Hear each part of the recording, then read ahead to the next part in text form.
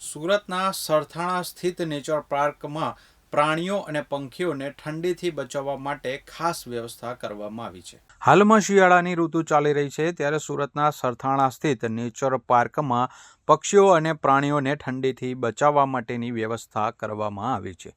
વાઘ, દીપડા અને સિંહના પાંજરા સામે હીટર મૂકવામાં આવે છે, જ્યારે પક્ષીઓના પાંજરામાં ઇલેક્ટ્રિક લેમ્પ લગાડવામાં આવ્યા છે। ત્યારે હરણ જેવા પ્રાણીઓ માટે તાપણાની વ્યવસ્થા કરવામાં આવી છે। હાલમાં ડિસેમ્બર મહિનો શરૂ છે, તેમ છતાં પણ જોઈએ તેવી ઠંડી શરૂ થઈ નથી। સુરત શહેરમાં રાત્રિ દરમિયાન ઠંડીનો ચમકારો જોવા મળે છે, ત્યારે રાત્રિ દરમિયાન ઠંડા પવનો ફૂંકાઈ રહ્યા હોવાથી સુરતના સરથાણા સ્થિત પાલિકાના નેચર પાર્ક ખાતે પ્રાણીઓને ઠંડીથી રક્ષણ મળે તે માટેનું આયોજન કરવામાં આવ્યું છે।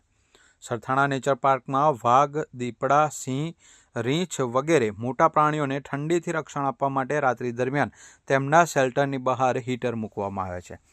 આ ઉપરાંત ઠંડીથી પક્ષીઓને બચાવવા માટે પાંજરામાં 100 વોલ્ટના ઇલેક્ટ્રિક બલ્બ મૂકવામાં આવે છે। આ ઉપરાંત હરણને રાખવામાં આવે છે તે મેદાનમાં રાત્રિ દરમિયાન ઠંડી વધે તો તાપણા પણ કરવામાં આવી રહ્યા છે। નેચર પાર્ક સુરત મહાનગરપાલિકા સરથાણા ઝૂ ખાતે જે કેપ્ટિવિટીમાં આપણે વાઇલ્ડ એનિમલ અને પક્ષીઓ રાખેલા છે તેઓને ઠંડીના વિન્ટરના સમયગાળામાં વધારે ઠંડીથી કોઈ આડઅસર કે બીમારી ન થાય તે માટે દર વર્ષે આપણે પ્રિવેન્ટિવ મેજર્સ લેતા હોય છે।